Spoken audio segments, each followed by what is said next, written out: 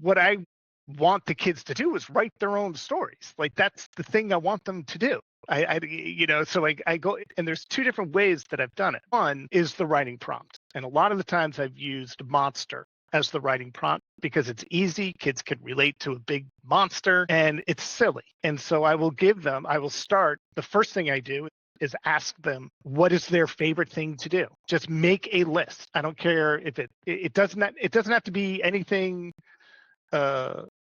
special. It has to mean something to you. And so they make a list. And then I said, okay, now circle one. Out of that list, what's the one thing that you would want to write about? And so they'll take it. Let's just say it's, baking. And I said, okay, well, now what it is monster needs to bake. That's the first line of your story.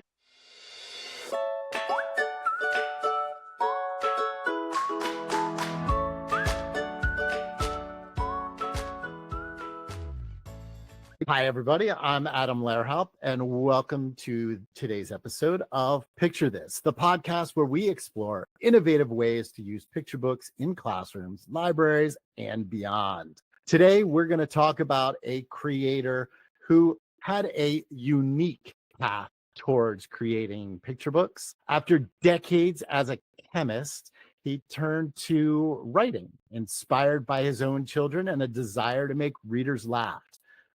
Root for underdog, and really care about the world around them.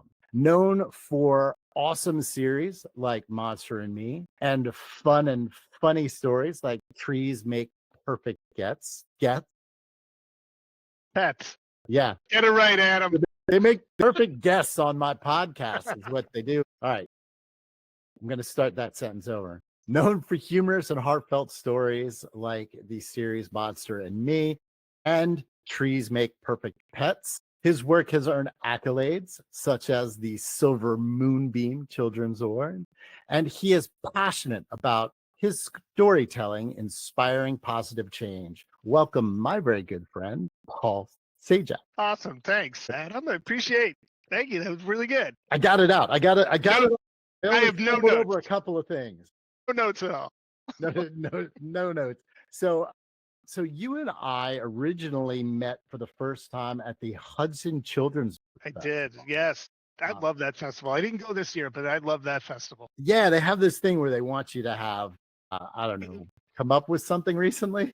Exactly. Like they want something that people haven't seen, whatever. Yeah, well, Paul and I have both been stagnant a little bit in our careers, but as with a lot of people, we have found our way back to being creative and had something spark our interest back into writing. So for me, it was a trip I took to Israel with a bunch of other authors and illustrators with the PJ Library, and that kind of jump-started my creative juices again and got me back into it. Paul, what got you thinking about writing stories again? What's been your impetus to be creative? Honestly, it was just a story that popped into my head. It was as simple as that, and it's probably what it started it all in the first place. All you need is a story to pop into your head, and it just eats at you until you have to write it down. That's how it started, and that's how it started again. So let's go back to that first story that popped into your head. So it pops into your head, and what does little Paul do? It's a regular size Paul. I'm calling him little. No, I was definitely little then. He's a foot and a half taller than me.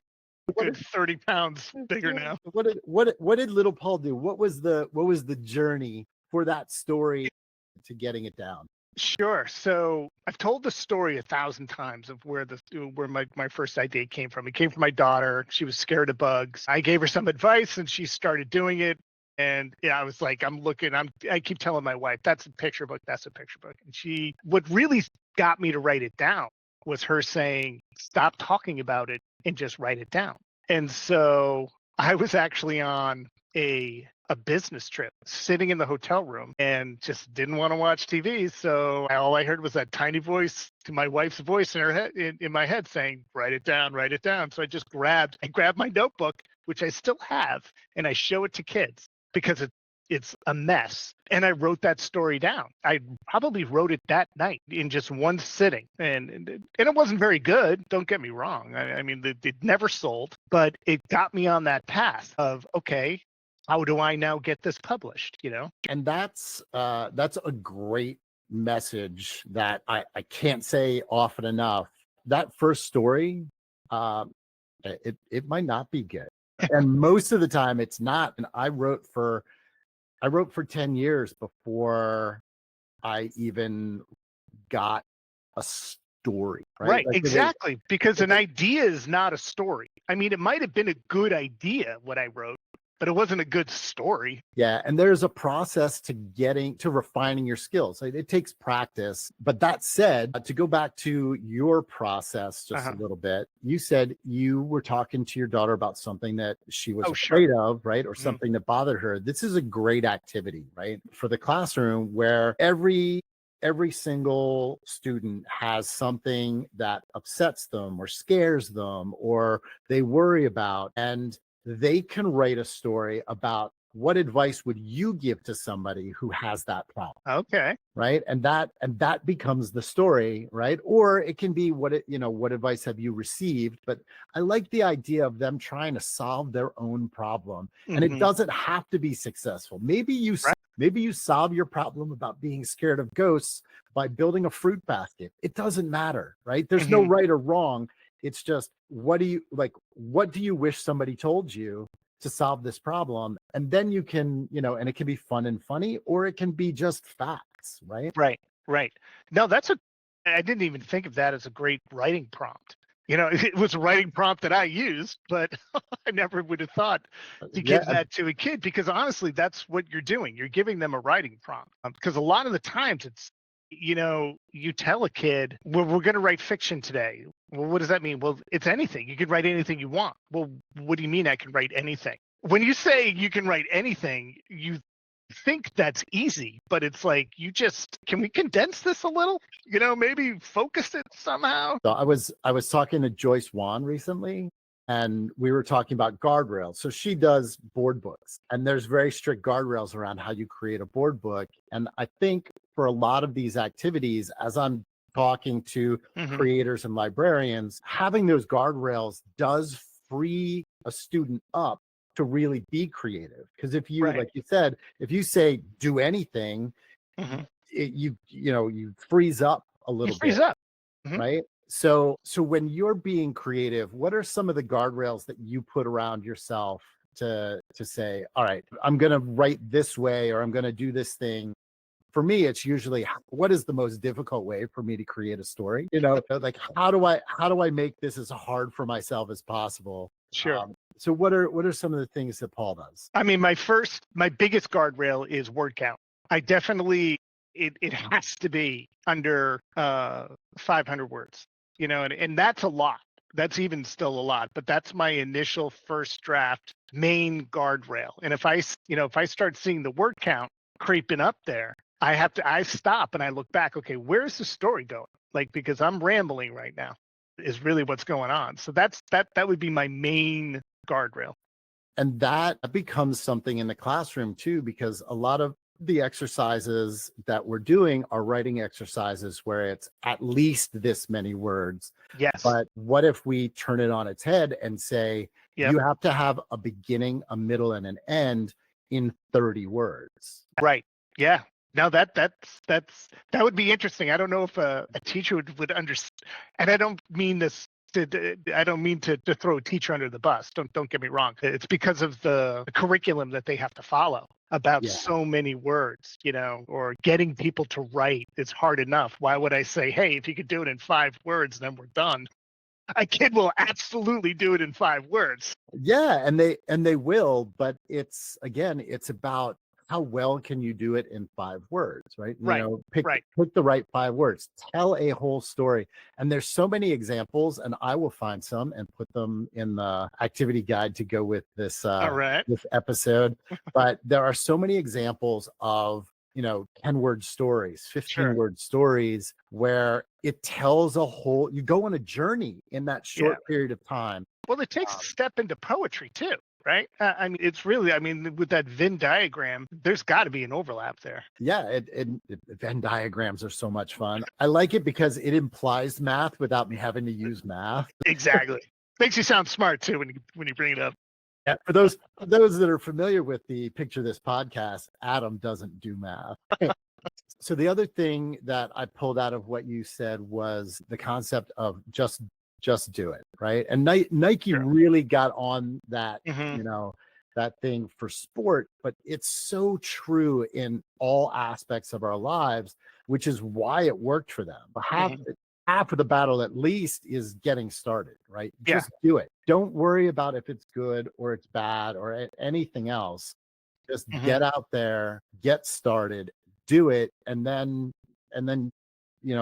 go along for the ride. Right. Yeah. And when I've done writing workshops, I remember doing one with older crowds, actually like 6th, 7th, 8th grade, definitely older kids. And I could see the look of hesitation on a lot of kids' faces. Just they would sit there and just not write anything, and I would go up to them and I would say, like, well, so what's going on? She's like, well, I don't know what to write. Well, what's your favorite thing? This is what I like. Okay, well, let's start there. Write that sentence right now. And just once the hand starts moving, you talked about guardrails, but sometimes kids put so many guardrails on themselves because they need it to make it perfect that you have to get those off. Don't worry about the spelling. Don't worry about the comma. I don't care if yours is spelled incorrectly. I really don't. Just put it on, pen to paper. Yeah, and that's another fun activity. And I've talked about this with a couple of people as well, but the revision process. There's so many different activities that you can do that involve that revision process where we can give a sample line, right? So it might be in the beginning there was, right? So in the beginning there was, and then put your favorite thing there, right? Like you just said, in the beginning there was this. Every day it did this. And then this happened, right? It's the Pixar storytelling method. And I will do a whole podcast on that where here's the Pixar method and I've used it to come up with stories, and I talk about it at my school visits all the time. It's a very, very easy way to get kids jazzed for writing because it basically does itself. It's a formula like Mad Libs where you just fill the things in. So write that down. And then the class exercises become now revise it. Take 10 minutes and revise it. And over the course of 1 week, we're going to revise it 5 times, 10 minutes each time. And what you can do each time is you can change the spelling, add words, expand it, contract it, whatever these different things are that you can do. The educators can figure it out, age appropriate for their classroom, but it becomes an exercise in revision. And then you show them on Friday, here's your original story, and here's where it is now. And they can see how much it's grown and changed and developed in those 5 days as they've gone and revised it. And all they spent was a few minutes on it each day. Right. Right. And that's what we do. Right. Yeah. We don't sit down for 8 hours and revise. Well, no, exactly. You go in, you look at it, and you go through it, you revise it, and you put it down, and you walk away, and you come back. Yeah, I couldn't tell you how many times I'll spend 5 minutes on this. People always ask me, how long did it take you to write that story? I'm like, that's such a loaded question. The first draft could take an hour, but then I'm revising it for the next months, next couple of months, 5 minutes at a time. Yeah. What's the longest number of months that it's taken you between that first idea and the final published? That's definitely the book tree. Yeah. That one, I want to say I wrote the first draft in 2012. It didn't get published until 2019. I was still revising it with the editor. But the actual, like word by word, you and I talked about this before. Like one word, it had to be just the right one. And for those of you who aren't familiar with the book tree, we're going to talk about that more in a second. Okay, good. So I got a cool little thing about that too. So that one word, that revising process. So 7 years. 7 years. Yep. Of going back to it and dipping in and tweaking it. And a lot of that time was before you had an editor, right? So it was like 5+ years of just you Yep. refining it and tweaking it to the point where you were happy with it enough to send it out. Yeah, because it takes at least, when you sell a story, it takes at least 2 years. That's, I mean, obviously you could do it quicker. But the average, I'd say, is probably 2 years after selling, because, the artist has to draw the pictures. I mean, unless you're the artist and you already did it. But, I'm not in my doing that. case, in my case, that's not the case. So it takes a good 2 years. So, and in that 2 years, you're still editing, because you may even think it's done, give it to the artist, and then the artist is doing their pictures, and you may go back and say, hey, with this picture, I don't need 4 of those words on that page anymore. Yeah, and those, when you're looking at the proofs of the Yep. art and saying, all right, I see this and I see that. I mean, I've made changes pretty much every time. Right. Whether the editor asks for some or Mhm. I came up with an idea and suggested it. Yeah, every time. It's never too late to fix something. I mean, even when it's published, I know people who have said, like, if we reprint, can we do this? Mhm. And it's actually a change that they've made because it makes the book better. Exactly. Yep. All right. So the next thing, before we get into my standard segments, I just want to talk a little bit about the book tree and your school visits around that and your presentations around that when you're talking about it. It really lends itself to fun projects. So what are some of the things that you talk about or that you've seen that people have done with that book that you were like, wow, that's really cool, because they come up with such cool things. I wish I knew. Like, unfortunately, I don't know what teachers have done. I can tell you what I have done. Yeah, look, I'm happy to hear what you've done. That's great. Okay. We'll get teachers to put some stuff if you've done things with the book tree in your classroom, or you're just hearing about it now and you want to do something. Please come back. Paul will definitely be checking this episode in the comments like every day for the rest of his life. Absolutely. So please, Goodreads. please let us know. So what are some of the things that you've done? So the story of the book tree, just, real quick synopsis, is that it's all based on, the underlying theme is censorship. Arlo loves to read. He accidentally drops a book on the mayor's head. The mayor thinks now books are too dangerous, so he tears them all up in the town. One page happens to get buried where Arlo is, and he decides, well, if all the books are gone, I'm going to write my own stories then.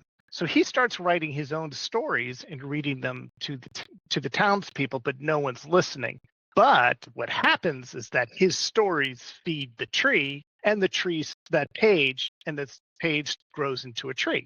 And the more story he reads, the tree gets bigger and bigger, produces books, and then the town now has books. So what I want the kids to do is write their own stories. Like, that's the thing I want them to do. So I go, and there's 2 different ways that I've done it. One is the writing prompt. And a lot of the times I've used monster as the writing prompt because it's easy. Kids can relate to a big monster and it's silly. And so I will start, the first thing I do is ask them, what is their favorite thing to do? Just make a list. I don't care if it doesn't have to be anything special. It has to mean something to you. And so they make a list, and then I said, okay, now circle one. Out of that list, what's the one thing that you would want to write about? And so they'll take it. Let's just say it's, baking. And I said, okay, well, now what it is monster needs to bake. That's the first line of your story. You don't have to think about having to start. That's what it is. Now you have to take it from there. Why does monster need to bake? Why can't he? It's the conflict of your story. What does monster want to do? Why can't he do it? And then how does he overcome it? It's basically, but I had 4 kids. It was, what does monster want to do? Why does he want to do it? Because there has to be a reason for, okay, well, maybe it's just because he's hungry. Or maybe he's having a party and he needs to bake. Kids come up with the craziest ideas, and it's great, which is exactly what I want. But why can't he do it? There has to be conflict. And then how does he get it done? Maybe he doesn't, but there has to be a resolution to your story. And so by the end of the class, we have a whole story written that the kids can now revise with their teacher. And now I hope they revise them. I don't know. That's up to the teacher. But I've had kids who have never written a word come up to me at the end of the day and have like 3 pages. I'm like, how did you get 3 pages out of this? But they do. It's really amazing. And to bring this back to the book, these can start to become your own book tree in the classroom. So, right, so like the activity can be, when we write stories, we're going to grow our tree, and then there can be on the wall a tree, and you can add segments to the tree, and stories get pinned up to the tree, and then the tree grows and grows and grows throughout the year until it's taken over. And, right. And they can see just how, how much being creative changes the environment they live in. Right. And that's a really cool thing. So then there's another, actually I have 2 others. If we want to just really get it. Let's get into them, because this is what people are coming here. The one of my favorites, it's a really quick exercise. It's more of just, fastball stuff. It's not really writing, but it is in a way. I will show a picture of something. It could be a tree, it could be a dog, it could be anything. It doesn't matter. It's just a picture of something up on the screen. And I will ask kids, tell me what you see. And they'll just start writing out, saying, if it's a dog, it's hairy. I'll write down hairy. It's black. It's a black dog. It's a dog. I'll write down dog. It's laughing. It's wagging. It's whatever. It doesn't matter. It's what they see in the picture, and I write it all down. And so then what I force them to do is make a sentence using at least 3 of the words that they came up with.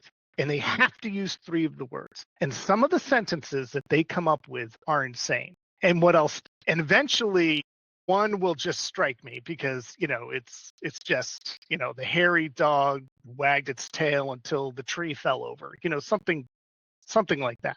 And I'll say, something, I am willing to bet in the history of this world, of all the people who have written things down and have spoken something, that is the first time that sentence has ever been said. You've created something brand new that no one has ever heard of. And that's what writing is. That's why we do it, because you just created something that is brand new to this world. And you can see the light shine in these kids' eyes when they hear that. They're just like, oh, okay, that's what writing is. That's a great way of explaining it and bringing it into a concrete reality that even very, very young kids can understand. Yeah. I love it. Do you have one more? Or one more is actually going opposite, is actually looking more at the I will take the words out of a picture book. I'll remove the picture, and I'll just have the words, and I'll say, I want you to draw a picture based on these words.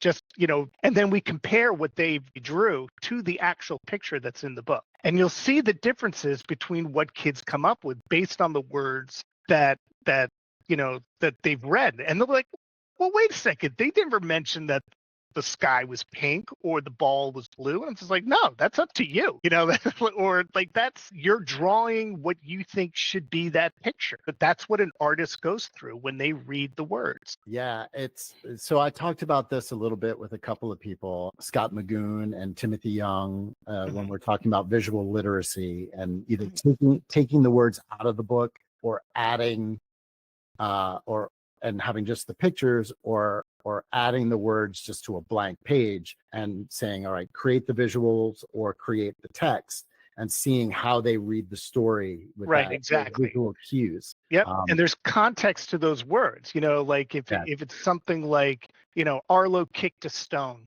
and then the kid makes the child look sad or frustrated. And you say, well, why did you make him look like that? Well, because, when you kick a rock, it's because you're mad. I'm just like, there you go, man. Yep. You got it. You got it.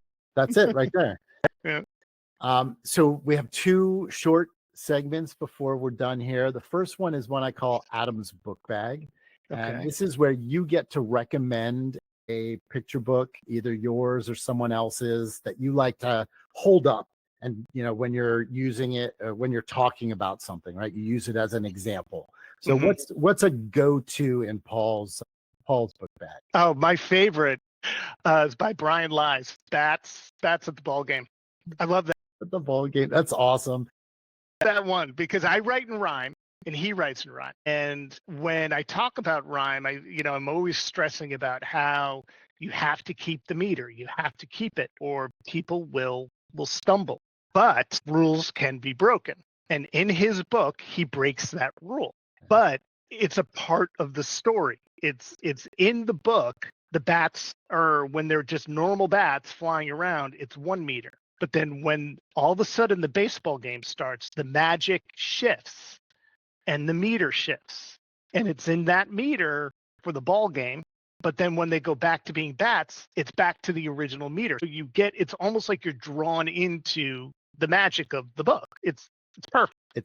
It's so well done. Yeah. And have you talked to him about that? Yeah. So when I was talking to him about it, I spent a lot of time studying Shakespeare when I was in college and before and just randomly. But Shakespeare does a similar thing where he breaks his meter for emphasis or for purpose. So I like the idea of doing that.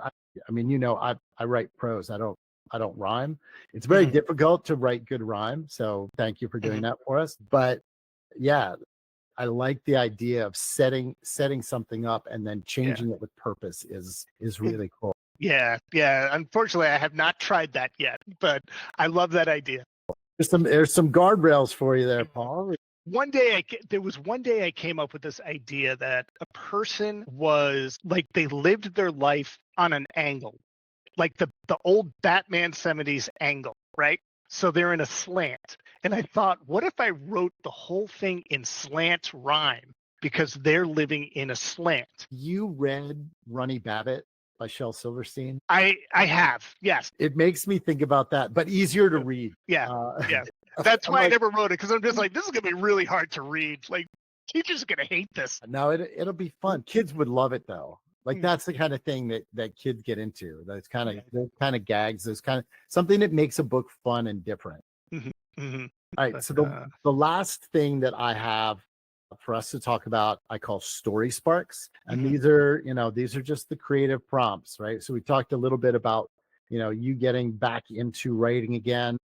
And actually some of the prompts that you give to students when you're talking to them. Do you have one more story spark you can share with us? Like, hey, you're getting ready to be creative. Here's something, a little secret, and you can try this. Little secret, like you're getting down to write. Either you're getting down to write, or like anything that sparks creativity is really what we're going for here. Sure. Something that educators can use to, we're getting ready to start the lesson. Let's do this. Music. Music. That's a great music. 100%. Yeah, I've come up with a couple of stories. One of which got published was based off of a line from a song, and I loved the line so much, and I wrote a story. And again, the original story that I wrote from that line of a song is completely opposite of what actually got published. But yeah, lines from I'll get. Oh yeah, I'm babbling now, but music will absolutely spark, even if it's just a word, even if it's just a line, if it's or a tone to the song will get me to write a story. So I like that as an activity where the student can pick a line from their favorite song, and that's the title of what they're creating. Right. So, take your line, and it can be something, it can be, "Oh, say, can you see?" But you pick that line, and then that's your title, and then you create something underneath it. And again, this is about being creative. I thought it was part of the mic. He gets into. That's awesome. I'm shocked Seamus hasn't come in here yet. Yeah. Foster comes in and licks the microphone. He's a very big dog. Again, fans of the podcast know that my Irish Wolfhound is always up. So I have a Newfoundland. Yeah, there you go. So yes, lots of hair. Yeah, I think yours is taller though. Yeah. So dog friends unite. Yes. So it's funny, just to go back to that. So the song I should say it was A Peculiar Haunted House that where that song that the line came from, and it was from. I want to give them props. It was from Monsters and Talks. Monsters, yeah, stairs creep as I sleep. It's keeping me awake.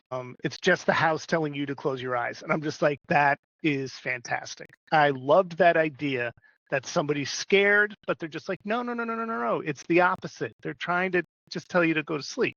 So I wrote this whole story about this kid who was hearing sounds from the house, and it sounded like telling him to shut his eyes, but it were just to close, to close, to close. So he was like going around the house, closing everything he possibly could. And That's great. I loved it.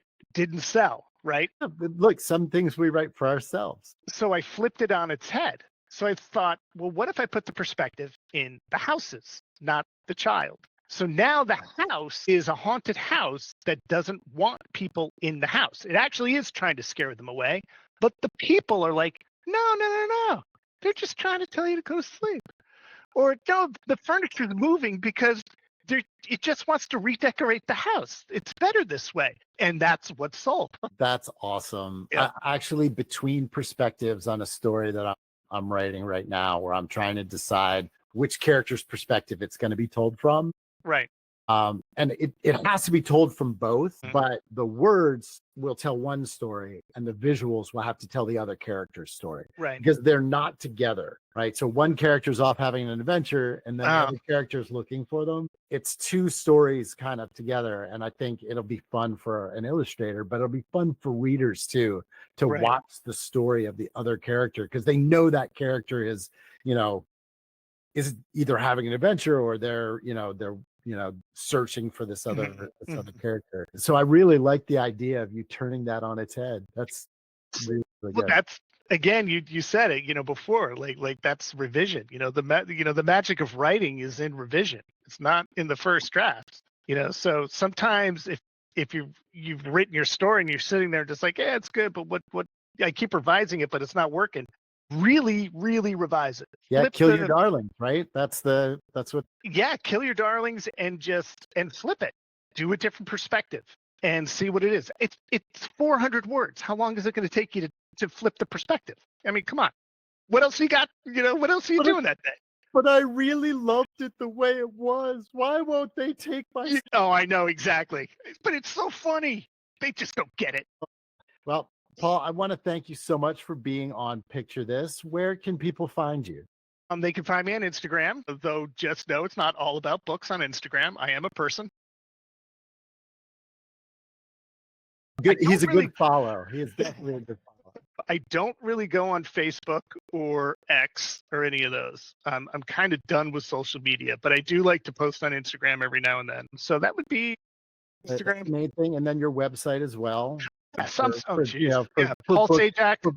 Yep, absolutely. And I'll put the link for that below. Everybody knows to look below. You'll find the activities below, and you can always find them at my website. Instead of typing out the whole name, just go to adaml.rocks, and all my links are there. Paul's got a big smile because he understands how funny that is. When you have a difficult to spell name, Mr. Czajak. Yes, exactly. It's always good. Yeah, it's always good to have a fun thing that people can use to get your links. So thank you once again. And as always, happy reading.